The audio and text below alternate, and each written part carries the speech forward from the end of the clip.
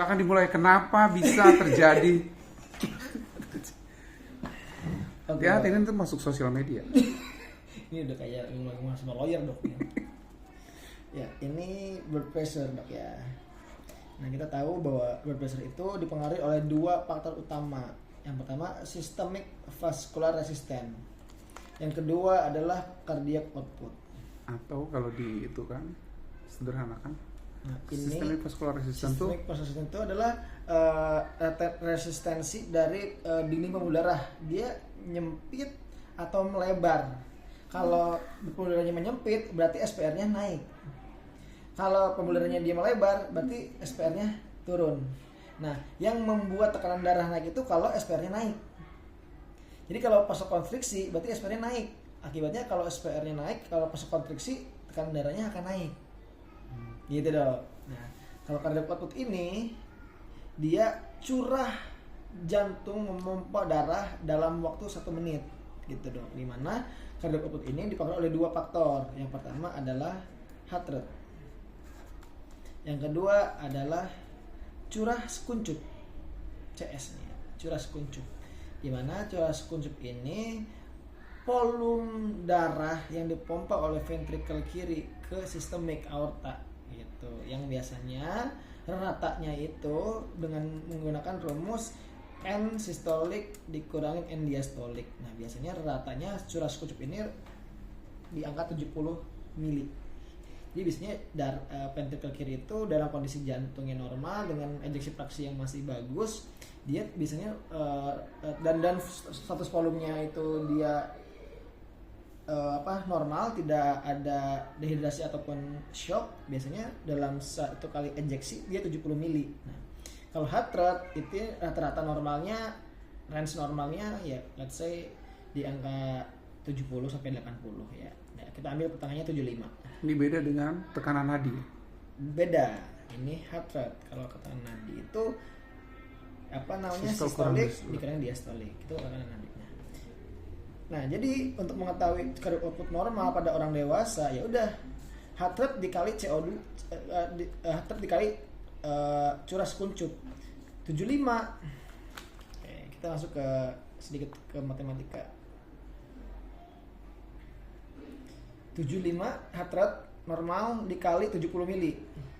Nah, untuk mempertahankan cardiac output untuk mempertahankan blood pressure itu normal di 120/80 dibutuhkan cardiac outputnya itu dalam per menit itu harus memompa kurang lebih 5 liter 250 mili gitu. Nah, ketika cardiac output ini dia turun, maka blood pressure akan turun. Tapi kebagian juga kalau cardiac outputnya turun, BP-nya juga turun gitu. Nah, kita langsung lanjut ke ke curah sekuncup. Curah sekuncup ini dipengaruhi oleh 3 faktor.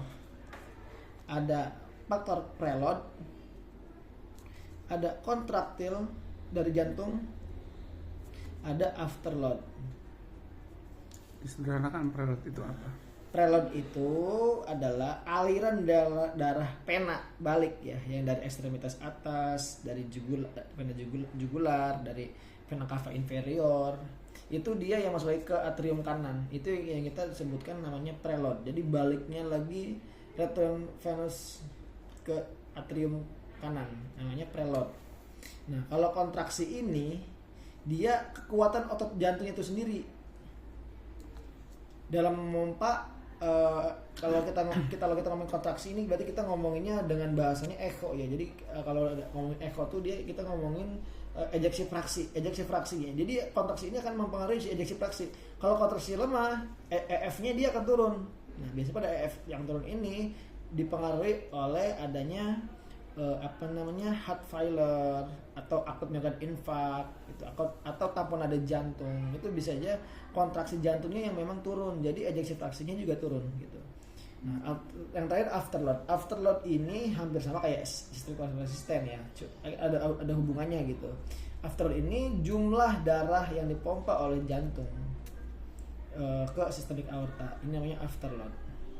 Kalau afterloadnya naik, itu biasanya akan berhubungan dengan systemic resistance yang akan naik juga gitu. Nah, tapi secara directly, secara langsung afterload ini akan mempengaruhi si curas kuncup. Nah, karena ini langsung nih. Preload turun, CS turun. Kontraksi turun, curas kuncup turun.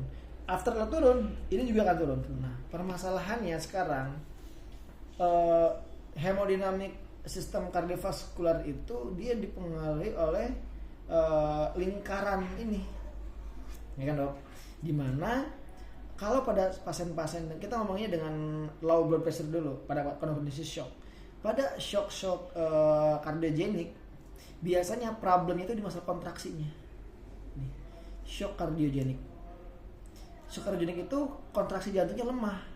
Kalau kontraksi jantungnya lemah, otomatis dia akan mempengaruhi curah kuncup akan turun, ya kan dok? Kalau curah kuncup turun, kadar perut akan turun.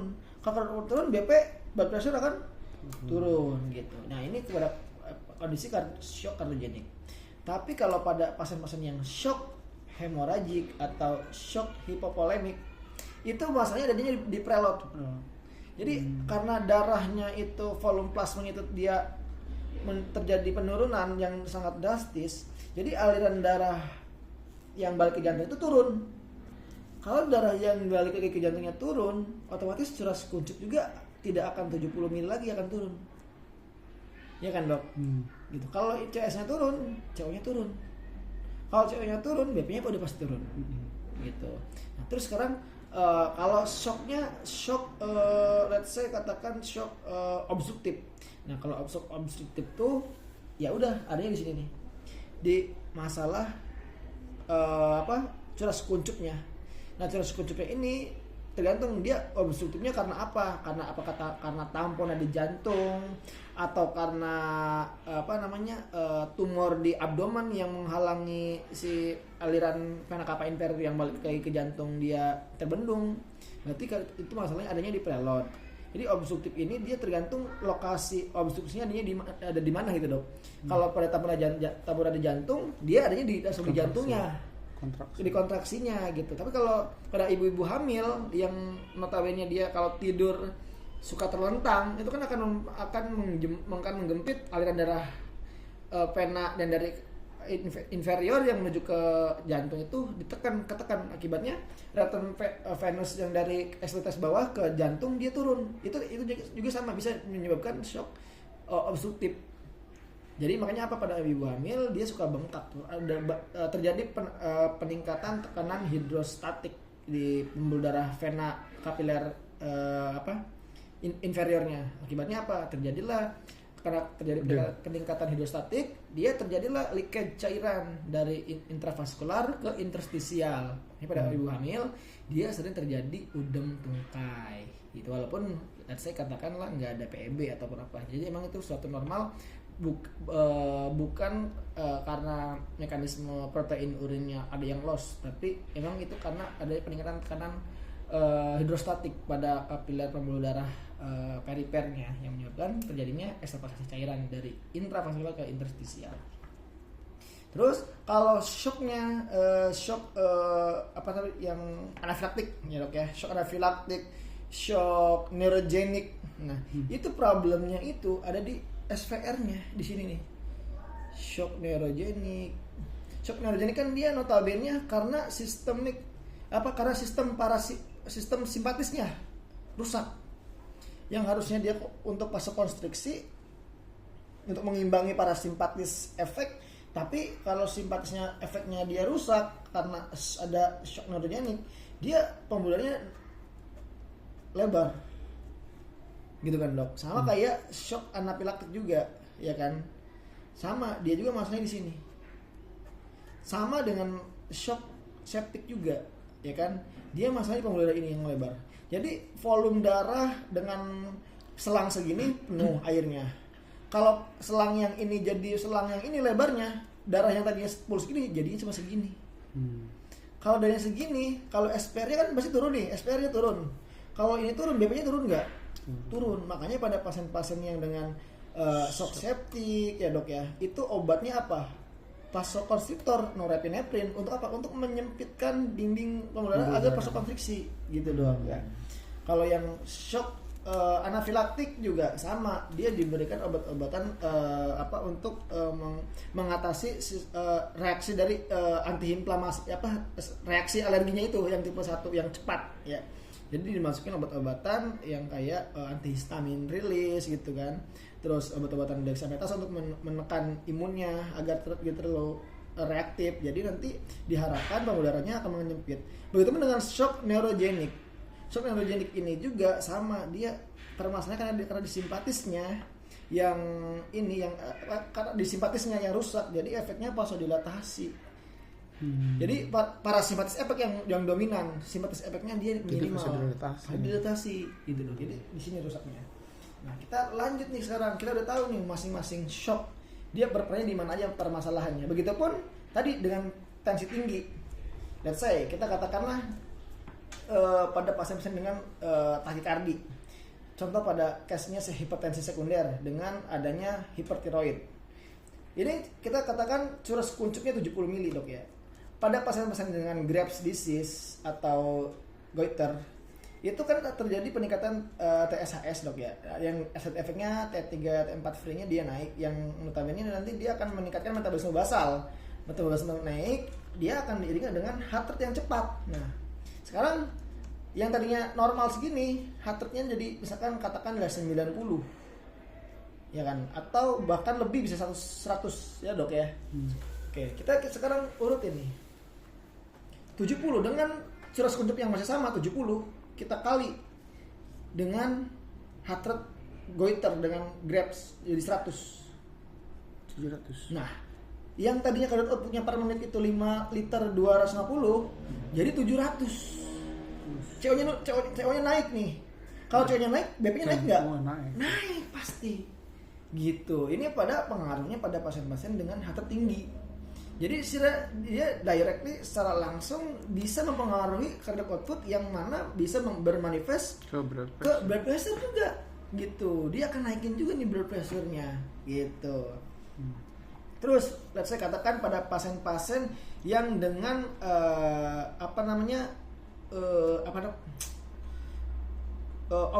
overload cairan et causa, misalkan pada pasien-pasien yang konsumsi diet garamnya tinggi, intake natriumnya tinggi dia. Pada intake natrium yang tinggi, dia akan mereabsorpsi H2O di ginjal itu, dia akan direabsorpsi kembali. Diabsorpsi lagi, yang sudah diekskresi dok. Kalau terlalu banyak natriumnya ini, dia diserap lagi. Dia akan diserap lagi. Nah, di mana ini nanti H2O ini dia akan tetap utuh di intravaskular. Jadi cairannya akan overload. Akan over. Ketika cairannya overload, jadi ya, nanti curah kuncup ini nggak akan 70, naik. Betul nggak dok? Jadi berapa? Ya mungkin let's say jadi 80. Ya kan? Heart rate normal. Ya oke, heart rate-nya normal sekarang 75 lagi dikali 80. Yang tadinya 50 dengan curah kuncup yang naik karena overload cairan jadi 600 kan, dari 6.000 kan per menit. Cardiac output naik. Ini naik nggak? Naik. Gitu, ya kan dok? Terus, let's say, lanjut lagi. Ketika pada kontraksi ini dok, kontraksinya tinggi nih ya, kontraksinya over. Kalau kontraksinya dia naik, ejeksi fraksinya dia sangat efektif gitu dok ya, dengan kontraksi yang tinggi itu, dia juga sama, dia akan meningkatkan curah kuncup ini, yang notabene nanti efeknya sama ke CO2, ke cardiac output, dan blood pressure akan naik. Kalau afterloadnya dia naik, afterload naik ini dok biasanya beriringan dengan SPR yang naik juga. Pada pasien-pasien yang ada satu paket, kalau ini naik otomatis ini naik. Ini dok pada pasien dengan aterosklerosis ya dok ya, atau dengan gangguan endothelial function di pembuluh darahnya dia rusak, atau dia si glycocalyc sistemnya udah rusak, dia si pembuluh darah itu dok udah statis, dia kaku. permeabilitasnya kurang. Nah, Hmm. pada permeabilitas yang kurang ini, yang kaku ini, yang notabene biasanya banyak plak aterosklerosisnya atau plak trombosisnya, causa dari habit yang kurang baik ya dok ya, lifestyle yang jelek, rokok, goreng-gorengan gitulah. Nah itu akan menyebabkan permeabilitas si endothelial function itu atau glycocalyx yang ada di pembuluh darah ini, dia mengalami kekakuan statis. Akibatnya dia enggak terlalu fleksibel, kaku. Kalau kaku ini dia akan menyebabkan kenaikan SPR atau afterload. Bayangin. Karena dia udah nggak Iya. elastis lagi Iya. maksudnya. Betul. Dan bayangin jantung ventricle kiri itu kalau mau memompa masukin darah ke yang udah kaku, dia perlu tekanan tinggi nggak untuk menerobos? Iya. Perlu. Karena udah kaku. Karena udah ada obstruksi aterosklerosis, udah ada trombus mungkin yang di pembuluhnya. Ya kan ada plak. Jadi dia harus ekstra kerjanya nih. Ya kan? Kontraksinya naik, betul nggak? Afterloadnya naik. SPR naik. SPR naik, BP naik. Gitu. Jadi penyebabnya itu tekanan darah itu bisa naik tadi karena overload cairan ya dok ya, atau karena mekanisme dari hormon. Nanti kita hormon maksudnya ke hormon renin, angiotensin, aldosteron. Nah ini hormon yang menjadi feedback negatif dan feedback positif dengan hormon natriopeptik yang dari auricula jantung di atrium dextra. Jadi nanti RA ini dok nih, renin, angiotensin, aldosteron ini dia sebenarnya yang memiliki peran terhadap regulasi ini air H2O ini harus dibuang atau harus ditahan. Gitu. Ini renin, angiotensin, aldosteron dok. Nah, kalau misalkan ini overload H2O-nya dia di dalam darah vaskular tinggi, kalau renin, angiotensin, aldosteronnya dia kerjanya masih bagus, dia akan decrease, akan turun. Mekanisme kerja RA-nya akan stop. Kalau RA-nya stop kerjanya, H2O dia akan dibuang, diekskresiin ke urin. Gitu. Nah, RAA ini dia mendapatkan feedback negatif dari ANP, dari hormon dari jantung, dari atrium dari auricula jantung di atrium dextra. Dia mengeluarkan hormon natriuretic peptik. Jadi dia si ANP ini dia menginhibin si RAA, akibatnya overload volume itu dia bisa diekskresiin ke urin. Begitupun ketika volume darahnya itu dia turun. Kalau volume darahnya turun, justru hormon natriopeptik yang dari jantung itu dia di stop sama si RAA. Nah, nanti yang aktifnya renin, angiotensin, aldosteron yang aktifnya. Dia akan menahan H2O agar tidak dibuang. Tujuannya untuk mempertahankan status volume intravaskular. Akibatnya apa? Terjadi penurunan urin output. Banyak salah satu indikasi adanya dehidrasi atau shock atau kegagalan sistem kardiovaskular itu bisa dilihat dari urin output. Kalau urin outputnya turun, bertanda bahwa renin, angiotensin, aldosteron ini dia lagi kerja gitu. Kenapa dia bisa kerja? Salah satunya itu karena ada penurunan volume intravaskular. Dia bekerja untuk mempertahankan cairan darah atau volume darah di intravaskular agar tidak banyak yang dibuang. Akibatnya dia urin outputnya turun atau lebih pekat. Pada orang yang sedang fasting dan puasa gitu, pasti dia makin sore makin pekat. Itu RAA-nya dia jalan untuk mempertahankan H2O dalam intravaskular agar tidak dibuang, untuk dipertahankan dulu, untuk menjaga ini agar blood pressure-nya tetap normal gitu. Tapi kalau pada pasien yang diabetes insipidus ya dok, aldosteronnya itu yang bermasalah, dia justru tipis terus ya kan dok. Nah itu karena apa? RAA-nya ini dia di aldosteronnya dia nggak jalan, jadi harusnya diretensi dia enggak, jadi dia tetap tetap ya gitu tetap keluar tetap dikeluarkan gitu ya. betul gitu. Nah, sekarang kita masuk ke mekanisme kerja obat. Sekarang kita yang paling umum dulu, obat S inhibitor ya dok, kayak atopril, ramipril, lisinopril, ya kan dok, atopril. Nah, obat golongan S inhibitor ini dia mekanisme kerjanya itu dia mencegah change dari angiotensin 1 menjadi angiotensin 2. Jadi dia sama si S inhibitor itu dia diblok. Jadi angiotensin 1 yang notabene dia dibentuk dari angiotensinogen ya dok. Angiotensinogen ini yang berasal dari ginjal, dia diblok, dirubah. Di mana ini ada perubahan angiotensin 1 angiotensin 2 itu akan dirubah oleh namanya surfaktan di paru-paru. Di alveoli. Nah, S inhibitor ini dia memblok agar apa? Karena apa? Karena angiotensin 2 ini dia sifatnya vasokonstriksi. Dia akan meningkatkan SVR. Si pembuluhnya akan vasokonstriksi. Nah, makanya S inhibitor ini mencegah terjadinya angiotensin 2 karena angiotensin 2 ini dia zat aktifnya dari angiotensin yang menyebabkan terjadi vasokonstriksi pembuluh darah yang notabene akan meningkatkan SPR yang nantinya akan meningkatkan blood pressure. Gitu.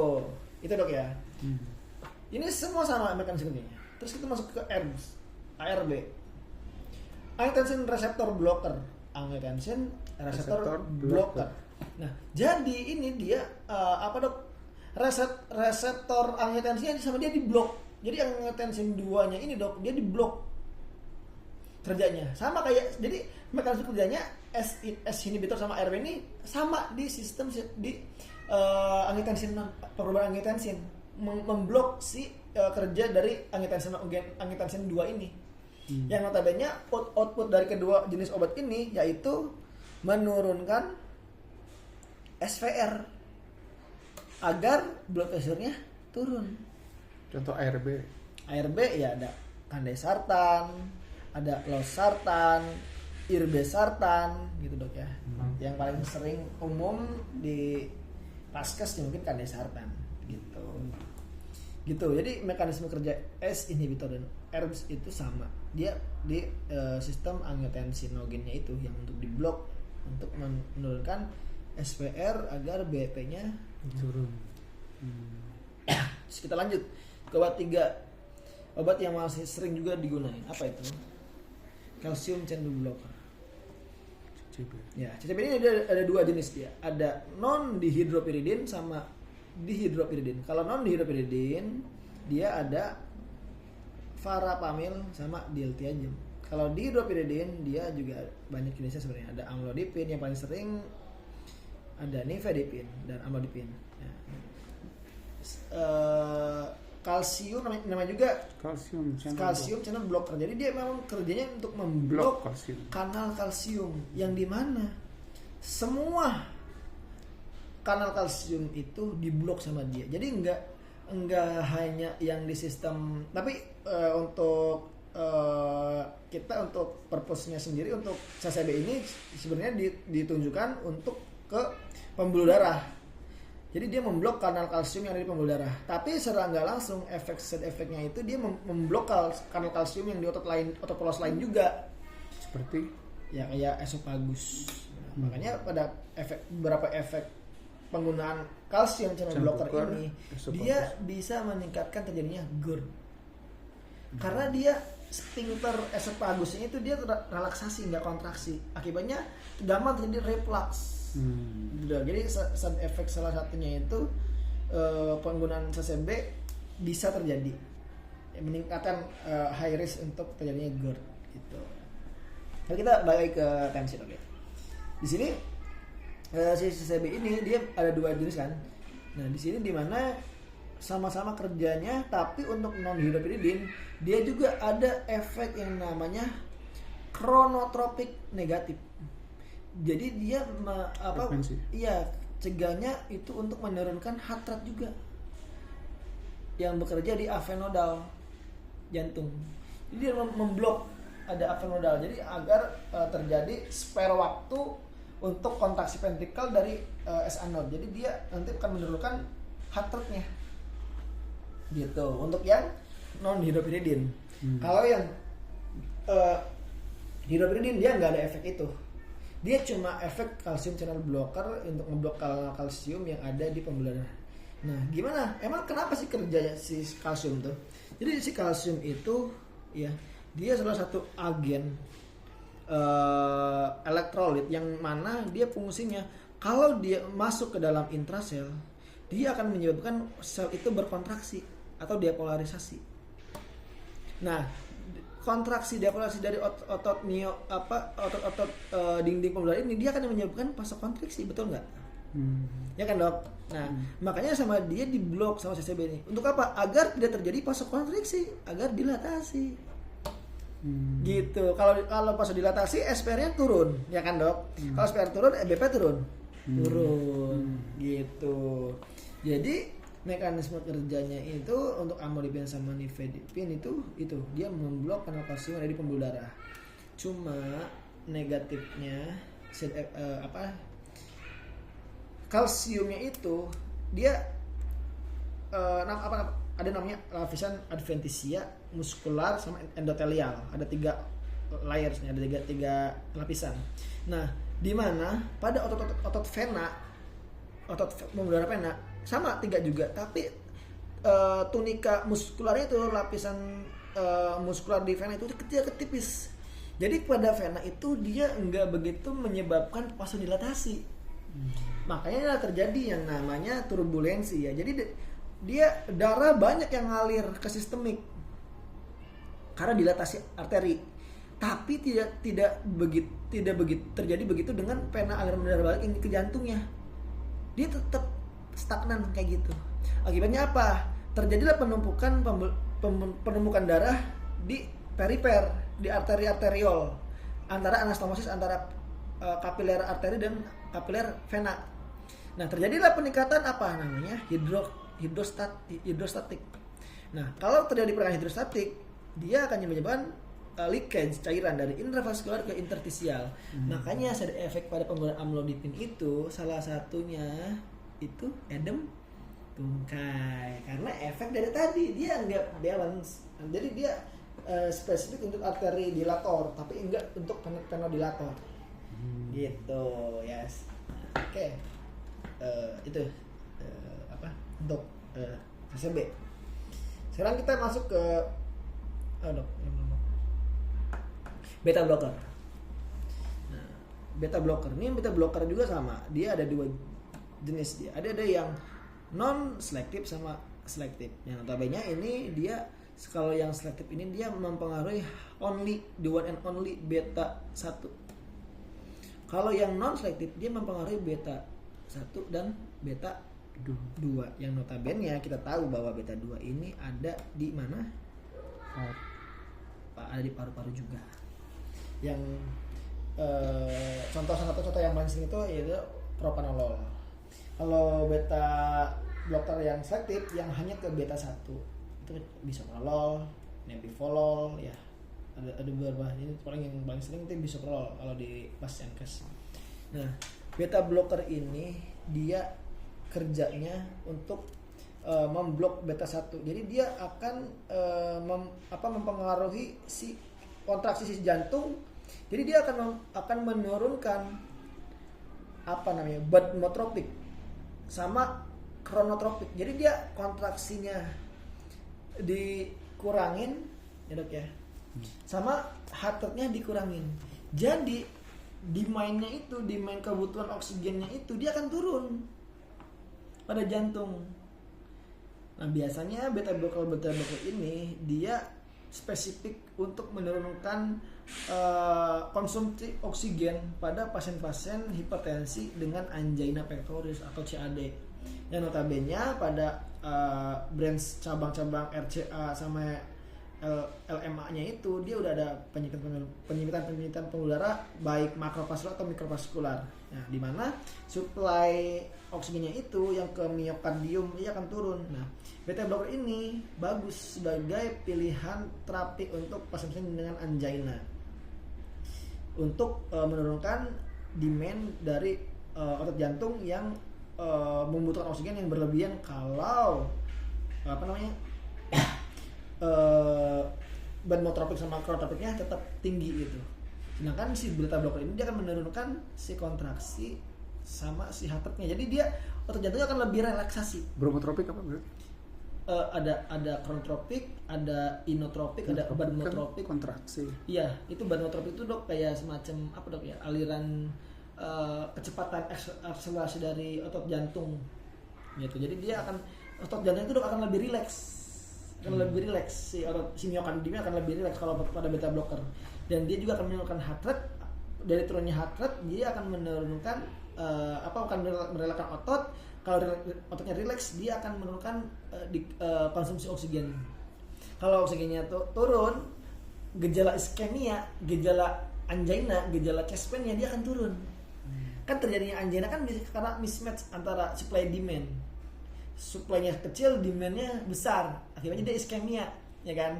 Nah, kalau function dari miokardiumnya kita turunin fungsinya, heart rate-nya kita turunin dengan direlakskan otot jantungnya, konsumsinya oksigennya akan turun kan. Nah, jadi dengan adanya penyempitan aterosklerosis sekalipun di pembuluh darah koronernya, dia akan balance antara supply and demand-nya. Jadi untuk mengurangi gejala angina-nya gitu. Jadi dia bagus. Tapi pada pasien-pasien angina ini untuk treatmentnya itu ada triasnya. Dia drug of choice utamanya pakai nitrat, gitu. Pakai golongan nitrat, entah itu bisa nitrat, mononitrat atau trinitrat. Yang kedua beta blocker. Yang ketiga bisa pakai CCB, calcium channel blocker. Karena calcium channel blocker juga dia akan melebarkan pembuluh darah koronernya juga gitu. Jadi pada pasien-pasien angina pectoris drug of choice-nya itu nitrat, calcium channel blocker, beta blocker. Jadi nitratnya bisa SDN, calcium beta channel NTG, blockernya bisa amlodipin, untuk beta blockernya bisa kalau 2,5 mili. Iya, 2,5 atau 5 mg atau dosis minimal bangetnya 1,25 mg. Gitu ya, Dok. Itu untuk beta blocker. Jadi beta blocker punya di heart rate dia nurunin heart rate nya. Sama dia menurunkan kontraktilnya. Jadi dia agar slow gitu dok, relax. Jadi dia akan lebih elegan lagi untuk pompanya, kontraksinya heart rate-nya. Jadi nanti cardiac outputnya akan bagus, BP-nya juga akan normal lagi. Dan simptom anginanya dia akan hilang. Gitu. Terus diuretik. Nah, diuretik ini sebenarnya perannya itu hanya sebagai additional treatment aja pada hipertensi. Pada pasien-pasien hipertensi sekunder dengan CKD itu kan dok ya, atau hipertensi dengan masalah-masalah infeksi ginjal yang nggak bisa itu. Jadi diuretik ini dia additional treatment untuk hipertensi yang biasanya diberikan pada pasien-pasien yang udah double terapi, triple terapi, bahkan 3 golongan obat terapi tapi masih tetap resisten. Biasanya ada additional treatmentnya tuh diuretik, entah itu yang lob diuretik atau yang hemat kalium, yang lob nolakton atau kayak furosemid tuh. Gitu. Jadi ini itu opsional aja sebenarnya diuretik. Tapi pada pasien-pasien hipertensi yang mendapatkan ACE inhibitor atau ARBs itu ARBs apa? ARB. Iya dok. Pada 2 ACE sama ARB itu kalau digunakan dengan furosemide atau spironolactone harus hati-hati, kita harus controlling kaliumnya. Karena side effect dari ACE sama ARBs itu dia naikin kalium darah. Nah, sedangkan furosemide juga sama ya kan, dia akan menurunkan ini. Jadi dia nanti bisa terjadi hiperkalemia. Efeknya hiperkalemia. Kalau hiperkalemia pada darah bisa menjadi PTPF. Kita tadinya mau ngobatin hipertensinya jadi pasiennya PTPF. bisa meninggal. Gitu. Jadi harus dimonitoring. Boleh ditambahkan daripada S atau R. Tapi dengan catatan harus dimonitoring kalium di darahnya karena dia ada side effect-nya, dia ketiga obat ini furosemide, diuretik sama S sama herbis ini dia meningkatkan kalium plasma. Jadi dia riskan terjadinya PTPF nantinya. Sehingga pada pasien-pasien ini juga yang menggunakan obat si ACE inhibitor sama ARB diharapkan juga mengkonsumsi makanannya jangan yang tinggi kalium. Boleh, ya itu sebagai apa dok? Referensi untuk non farmakologinya aja boleh, gitu. Karena dia sedafnya itu gitu. Naikin kalium, jadi yang makanan-makanan yang meningkatkan kalium ya harus berusaha dihindari dulu untuk yang pemakaian obat ini. Ya. Boleh, tapi konsumsi, tapi jangan terlalu over. Kan habitnya biasanya suka pisang nih, tapi ya boleh, tapi selagi konsumsinya nggak berlebihan boleh. Tapi kalau yang lain jangan terlalu berlebihan gitu. Yeah. Kalau sesekali boleh, tapi jangan terlalu. Tapi nggak juga bahwa kalau yang dia hipertensi ternyata dia langsung nyobainnya langsung yang pakai diuretik seperti teman sahabat kita.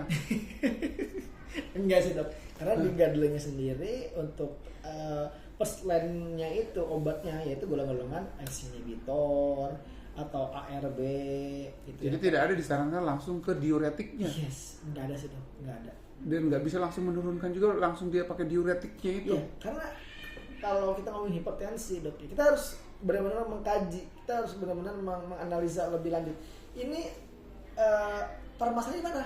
Apakah di systemic vascular resistance-nya, ataukah di kontraksinya, ataukah di preload-nya, atau di afterload-nya, atau di heart rate-nya, gitu. Jadi nanti di situ seni treatment-nya.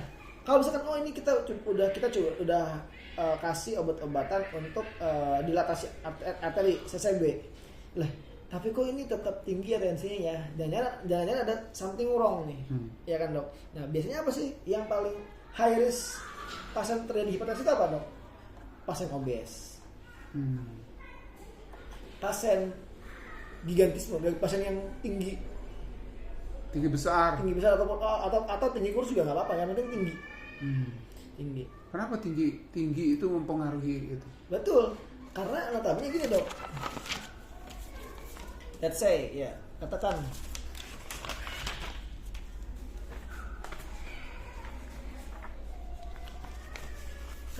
ini pompa air, ya dok ya, oke?